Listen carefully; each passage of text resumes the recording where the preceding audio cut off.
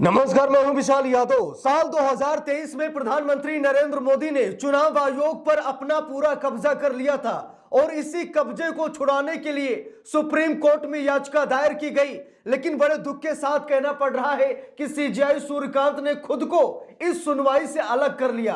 दोस्तों, हम सभी लोगों को मालूम है कि साल 2023 दिसंबर के महीने में प्रधानमंत्री नरेंद्र मोदी ने विपक्षी सांसदों को संसद से बाहर निकालकर उन्हें सस्पेंड करा करके नरेंद्र मोदी ने चोरी चुपके सीईसी और ईसी नियुक्ति कानून बनाया था और उस कानून में सीजीआई को बाहर कर दिया था और एक कैबिनेट मंत्री को शामिल कर लिया था। और उसके बाद प्रधानमंत्री नरेंद्र मोदी अब अपने हिसाब से चुनाव आयोग को डील कर रहे हैं, चुनाव आयोग में चुनाव आयुक्तों का चयन कर रहे हैं। जैसे कि अभी ज्ञानेश कुमार है, ज्ञानेश कुमार की जब नियुक्ति होने वाली थी तो इस नियुक्ति में सीजीआई नहीं थे, क्योंकि मोदी जी ने कानून बना करके सीजीआई को बाहर कर दिया है। राहुल गांधी इस पैनल में थे, लेकिन राहुल गांधी की बात नहीं मानी गई क्योंकि दो लोगों का बहुमत चाहिए। अब मोदी शाह थे, राहुल गांधी थे, तो मोदी शाह ने हां कर दी, ज्ञानेश कुमार मुख्य चुनाव आयुक्त बन गए। राहुल गांधी विरोध भी करे तो कोई मतलब नहीं, क्योंकि दो लोगों की बहुमत चाहिए। दोस्तों, निष्पक्ष चुनाव के लिए और चुनाव आयोग पर सरकार का जो अधिकार है उसको खत्म कराने के लिए सुप्रीम कोर्ट में याचिका दायर की गई थी। तभी सीजेआई सूर्यकांत ने क्या किया कि अपने आप को सुनवाई वाली पैनल से अलग कर लिया। उन्होंने कहा कि नहीं नहीं, हम सुनवाई नहीं कर सकते।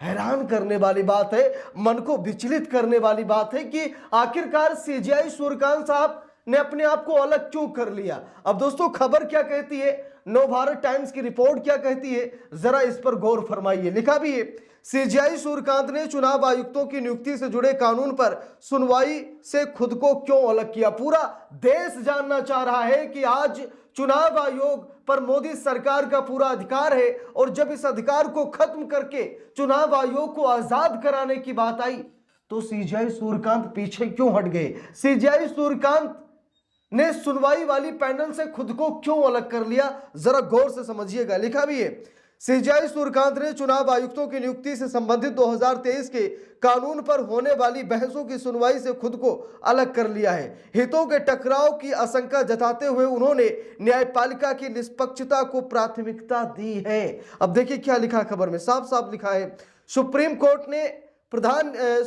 कोर्ट के प्रधान न्यायाधीश सीजेआई सूर्यकांत ने चुनाव आयुक्तों से जुड़े कानून पर सुनवाई से खुद को अलग कर लिया है। सीजेआई ने मुख्य निर्वाचन आयुक्त यानी सीईसी और निर्वाचन आयुक्तों की नियुक्ति के लिए जिम्मेदार चयन समिति से मुख्य न्यायाधीश को हटाने संबंधी 2023 के एक कानून की संवैधानिक वैधता को चुनौती देने वाली याचिकाओं की सुनवाई से खुद को अलग कर लिया है। सीजेआई सूर्यकांत ने कहा कि मुझ पर हितों के टकराव का आरोप लगाया जाएगा, इसमें हितों का टकराव है, अब यह मामला विचार विमर्श के लिए एक नई पीठ को सौंप दिया जाएगा। अब दोस्तों, बात यह है कि जो याचिका दायर की गई थी, याचिका का मुख्य बिंदु यह था कि आखिरकार मोदी सरकार ने सीजेआई को चीफ जस्टिस ऑफ इंडिया को नियुक्ति पैनल से क्यों बाहर किया। अब प्रधानमंत्री हो गए और मोदी सरकार में कोई कैबिनेट मंत्री हो गया, ठीक है, और नेता प्रतिपक्ष, यानी ये तीन लोग हैं, जबकि दो लोग एक ही पार्टी के एक ही विचारधारा के लोग हैं। तो भाई निष्पक्ष चुनाव आयुक्त का चयन कहां से हो सकता है, बताइए। बहुमत भी दो लोगों की चाहिए, ऐसा भी नहीं है कि तीन लोगों की बहुमत चाहिए। अभी तक क्या होता था कि प्रधानमंत्री होते थे, सीजेआई होते थे और नेता प्रतिपक्ष होते थे, तीन लोग, तीनों अलग अलग से, ठीक है, तो इसमें निष्पक्षता नजर आती थी। लेकिन अब पूरी तरीके से बेईमानी नजर आ रही है, अब पूरी तरीके से तानाशाही नजर आ रही है। एक हिसाब से चुनाव आयोग को अपने अधिकार क्षेत्र में लेने की बात सामने आ रही है। अब देखिए क्या खबर कह रही है, साफ साफ लिखा है, क्या है पूरा मामला। लिखा है, जस्टिस जय माल्या बागची और जस्टिस विपुल एम पंचोली भी पीठ में शामिल हैं। ये पीठ मुख्य निर्वाचन आयुक्त और अन्य निर्वाचन आयुक्त नियुक्ति, सेवा शर्तें एवं कार्यकाल अधिनियम 2023 के कुछ प्रावधानों की वैधता को चुनौती देने वाली जनहित याचिकाओं पर सुनवाई कर रही है। यह सुनवाई इस आधार पर की जा रही है कि इस कानून ने मुख्य न्यायाधीश को मुख्य निर्वाचन आयुक्त और निर्वाचन आयुक्तों की नियुक्ति के लिए जिम्मेदार चयन समिति से बाहर रखा है। मांग की जा रही कि सीजेआई को भी शामिल किया जाए और जो कैबिनेट मंत्री जोड़ा गया है ना, उसे हटा दिया जाए। तीन लोग रहेंगे, अलग अलग जगहों से रहेंगे, तो इससे निष्पक्ष चुनाव आयुक्तों की नियुक्ति होगी। लिखा भी है सीजीआई ने क्यों लिया ये फैसला, सीजीआई ने आखिरकार क्या सोचा, सीजीआई सूर्यकांत के मन में कौन सा विचार आया कि उन्होंने खुद को सुनवाई करने वाली पैनल से अलग कर लिया। देखिए लिखा भी है सीजीआई सूर्यकांत ने कहा कि इस मामले की सुनवाई ऐसी पीठ से करना उपयुक्त होगा जिसमें कोई भी न्यायाधीश प्रधान न्यायाधीश बनने के क्रम में शामिल नहीं हो। याचिकाकर्ताओं में से एक की ओर से पेश हुए वरिष्ठ अधिवक्ता प्रशांत भूषण ने प्रधान न्यायाधीश के इस विचार का समर्थन किया। उन्होंने सुझाव दिया कि पक्षपात की आशंका से बचने के लिए इस मामले को किसी ऐसी पीठ के समक्ष रखा जाए जिसके सदस्य कोई भावी प्रधान न्यायाधीश ना हो। तो दोस्तों बात यह है कि मतलब ऐसी पीठ के सामने भेजा जाए जहां पर सीजीआई ना हो या फिर भविष्य में वो सीजीआई ना बने। मतलब ये समझ में नहीं आ रहा, आपको भी समझ नहीं आ रहा होगा ना कि भाई मतलब इसमें दिख रहा ना सरकार से पंगा लेना, सरकार को कहीं ना कहीं मतलब उसकी दुखती नस को दबा देना। इसीलिए तो मतलब वही सुनवाई कर सकता है जो सीजीआई नहीं बन सकता, या फिर जो सीजीआई है वो सुनवाई नहीं कर सकता, है कि नहीं। इसीलिए सीजीआई सूर्यकांत ने अपने आप को खुद से अलग कर लिया कि भाई इसमें टकराव की स्थिति है, हम सुनवाई नहीं कर सकते हैं, हमें इसमें रहना उचित नहीं है, बाकी अन्य बेंच इस मामले की सुनवाई करें, लेकिन हम सीजीआई हैं और सीजीआई की नियुक्ति की ही मांग की जा रही है, तो ये शायद हमारे लिए सही नहीं होगा।